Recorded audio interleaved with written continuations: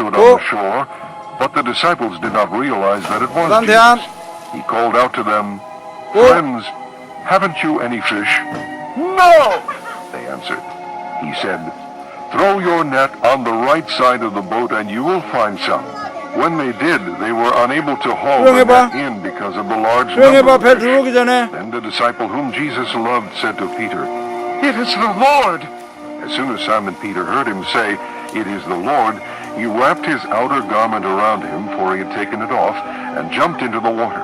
The other disciples followed in the boat, towing the net full of fish, for they were not far from shore, about 100 yards. When they landed, they saw a fire of burning coals there with fish on it, and some bread. Jesus said to them, "Bring some of the fish you have just caught." Simon Peter climbed aboard and dragged the net ashore. It was full of large fish, 153, but even with so many, the net was not torn. Jesus said to them, "Come and have breakfast." None of the disciples dared ask him, "Who are you?" They knew it was the Lord. Jesus came, took the bread and gave it to them, and did the same with the fish. This was now the third time Jesus appeared to his disciples after he was raised from the dead. When they had finished eating, Jesus said to Simon Peter, "Simon, son of John, do you truly love me more than these?" "Yes, Lord," he said. "You know that I love you." Jesus said, "Feed my lambs." Again Jesus said, "Simon, son of John, do you truly love me?" He answered, "Yes, Lord, you know that I love you." Jesus said, "Take care of my sheep." The third time he said to him, "Simon, son of John, do you love me?" Peter was hurt because Jesus asked him the third time, "Do you love me?" He said, "Lord, you know all things. You know that I love you." Jesus said, "Feed my sheep.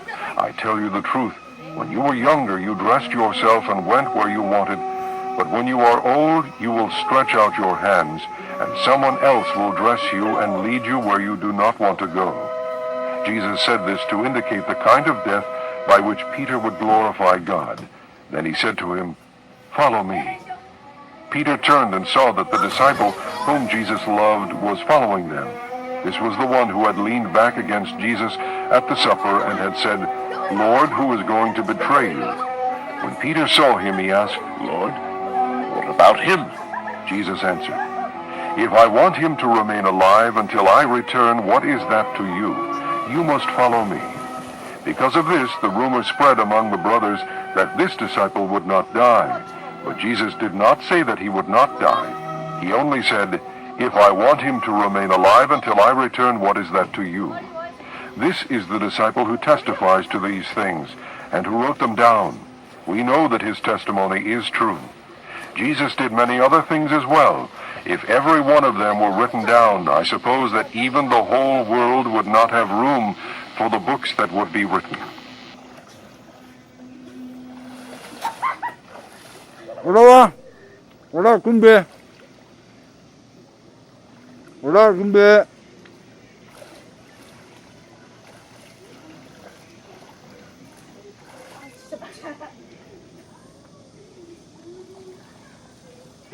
물 닦아. 물 닦으라고 구명조건 입고 있고.